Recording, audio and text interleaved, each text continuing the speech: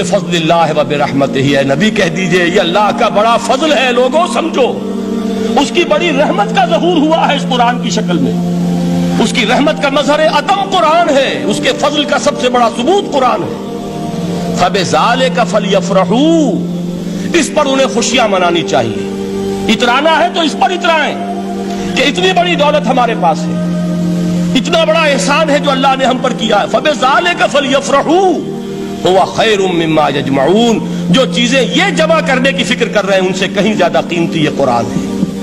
کاش کہ یہ 2 آیات ہی ہمارے قلب کے اوپر یہ کندہ ہو جائے۔ پہلی بات میں نے عرض کی تھی، اس کا شعور ہر ایک کے لیے ممکن نہیں، اس کا باطن بیدار ہو چکا ہو۔ لو انزلنا هذا القرآن على جبل لرأيته خاشعا متصدعا من خشیۃ اللہ، جن کی ارواح بیدار ہو چکی ہوں وہ قرآن کی اس تاثیر کو محسوس کریں گے۔ لیکن یہ دوسری چیز ہے کہ جو ہمارے لیے پریگمیٹک پہلو سے، عملی اعتبار سے، افادے کے اعتبار سے یہ 4 الفاظ اور رحمت اور فضل خدابندی کا سب سے بڑا مظہر، اور خوشیاں مناؤ کہ اللہ کی یہ نعمت تمہارے پاس موجود ہے۔ اب وہ تیسرا مقام ہے سورہ رحمان کا، بڑی چھوٹی چھوٹی آیات۔ آپ نے سنا ہوگا حضور نے سورہ رحمان کے بارے میں فرمایا ہے، سورۃ الرحمان عروس القرآن، یہ سورہ رحمان جو ہے یہ قرآن کی دلہن ہے۔ جیسے دلہن کو آپ خوشنما لباس پہناتے ہیں، آراستہ پیراستہ اس کو گہنے اور اس کو زیور پہناتے ہیں، تو جس طریقے سے سجاتے ہیں آپ دلہن کو، اللہ تعالیٰ نے ایک سورت قرآن مجید میں یہ ایسی رکھی ہے سورہ رحمان کہ اسے خوب سجایا ہے۔ اس میں الفاظ کا در و بست، اس کا اپنا ایک ڈیوائن میوزک ہے۔ وہ تو اللہ تعالیٰ قراء جو ہے خاص طور پر مصر کے قراء، اللہ تعالیٰ ان پر رحمت نازل فرمائے، ان کی خطاؤں سے درگزر کرے۔ جس طرح قرآن کے انٹرنسک میوزک کو انہوں نے واضح کیا ہے، واقعہ یہ ہے کہ اگر یہ لوگ نہ ہوتے، شیخ عبد الباسط محمد عبد الصمد، شیخ محمود خلیل الحصری، یہ لوگ کہ جنہوں نے قرآن کے اس غنا، میوزک، یہ لفظ جو ہے آپ حیران نہ ہو کہ میں یہ کوئی شاید توہین کر رہا ہوں قرآن کی، حضور نے یہ لفظ استعمال کیا ہے، تغنو، اس قرآن کو اچھی سے اچھی خوشلہانی کے ساتھ پڑھو۔ من لم یتغن بالقرآن فلیس منا، جو قرآن کو بہتر سے بہتر انداز میں، اچھی سے اچھی آواز میں، خوشلہانی کے ساتھ پڑھنے کی کوشش نہیں کرتا وہ ہم میں سے نہیں ہے۔ بلکہ ایک مرتبہ حضور رات کے وقت آپ گشت پر تھے اپنے ساتھیوں کے حالات معلوم کرنے کے لیے۔ حضرت ابو موسیٰ اشعری رضی اللہ تعالیٰ عنہ ایک صحابی ہیں، ان کے گھر کے پاس سے گزر ہوا، وہ رات کو تہجد پڑھ رہے تھے، کھڑے ہوئے کیف کے عالم میں قرآن تلاوت کر رہے ہیں۔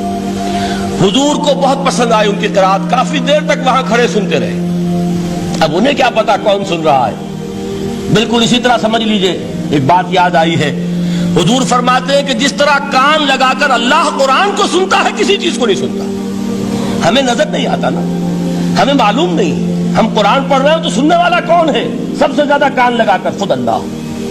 یہاں اس لیے مجھے یاد آیا کہ ابو موسیٰ اشعری کو کیا پتا تھا کہ کون سن رہا ہے؟ وہ اپنی کیفیت میں نماز میں تہجد میں قرآن کی تلاوت کر رہے تھے، اور ظاہر بات ہے ان کے گھر ایکڑوں میں بنے ہوئے نہیں تھے، ایک ایک کمرہ، ایک ایک کوئی حجرہ، ایسے ہی تو گھر تھے نا صحابہ کے، لہذا حضور پاس سے گزرے، آواز آئی، کافی دیر سنتے رہے۔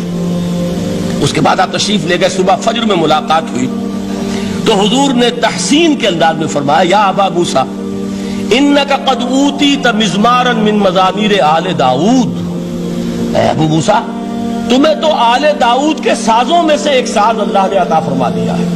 جس طرح حضرت داؤد لہن داؤدی مشہور ہے کہ جب وہ پچھلے پہر رات کو حمد کے ترانے الاپتے تھے، قرآن میں ہے کہ پرندے شامل ہو جاتے تھے ساتھ، اور پہاڑ وجد میں آتے تھے، پہاڑ بھی ان کے ساتھ شریک ہوتے تھے۔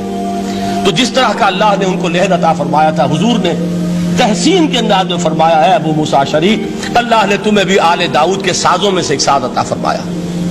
بہرحال قرآن مجید کا جو یہ میوزک ہے، قرآن کے الفاظ کا جو حسن ہے، جہاں تک حسن معنوی ہے وہ تو ہر لفظ میں ہے، لیکن یہ حسن ظاہری، حسن صوتی، حسن لفظی، یہ اپنے کلائمیکس پر آپ کو نظر آئے گا سورہ رحمان میں۔ لیکن قرآن میں یہ سورت اس اعتبار سے بھی ممتاز ہے، اس کی 4 آیات پر ذرا توجہ کریں گے، عجیب حقائق سامنے آئیں گے۔ جہاں یہ قرآن مجید کے حسن صوت اور حسن لفظی کی معراج ہے، وہیں اس کی پہلی 4 آیات میں 4 چوٹی کی چیزوں کا ذکر ہے۔